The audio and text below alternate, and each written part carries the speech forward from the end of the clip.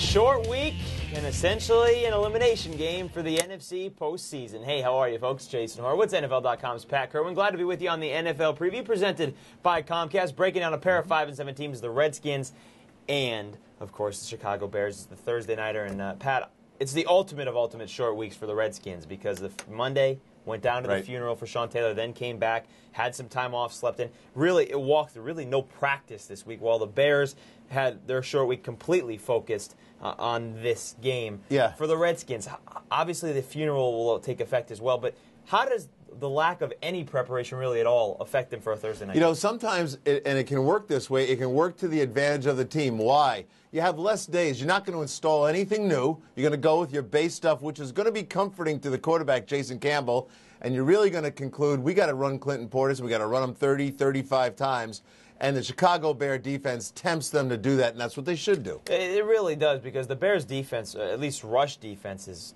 well, near the bottom of the NFL this year. When you look at it, what part here says it's going to change this week? It's not going to change this week. It's a good question, Jason.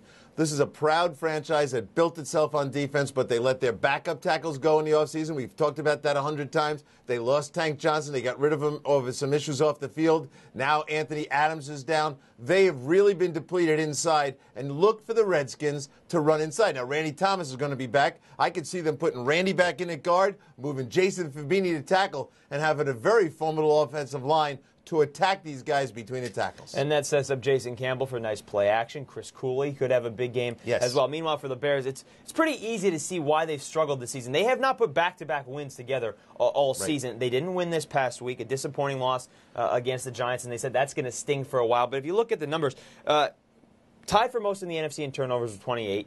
They're worst in the NFC at rushing per game. Right.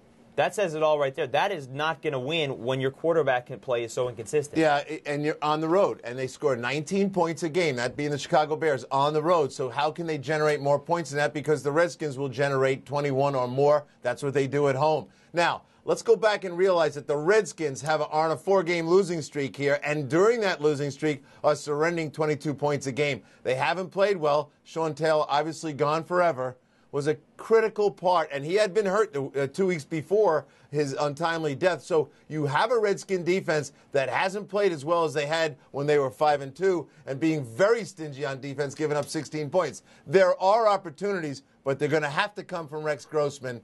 I don't think he's got it in him. And by the way, one quick note on Sean Taylor. The early Pro Bowl ballots have come out, and Sean Taylor, the leader for safeties, certainly there is another moment. And it wasn't sentimental, by the way. No, it wasn't, because the guy was having a tremendous year, and he had 5 interceptions, playing a great. Certainly, and that's part of the reason. I know, obviously, this is just on the field, but part of the reason why this Redskins defense is hurt so much. All right, Pat, let's take a look at this. Have your pick here. Who do you like? You know, I like the Redskins in a very close, low-scoring game. I could see this game being in the teens, and I could see the Redskins winning this by a field goal at the end. You mentioned Cooley. I think he'll have a big day. Antoine Randall-L's back. Santana Moss. They'll make a play or two each. Remember, Vasher's still missing in action for the Chicago Bears. I like them in a close one. I like the Redskins also. You know, both teams are coming off tough losses to handle, and obviously the Redskins an added tough loss off the field.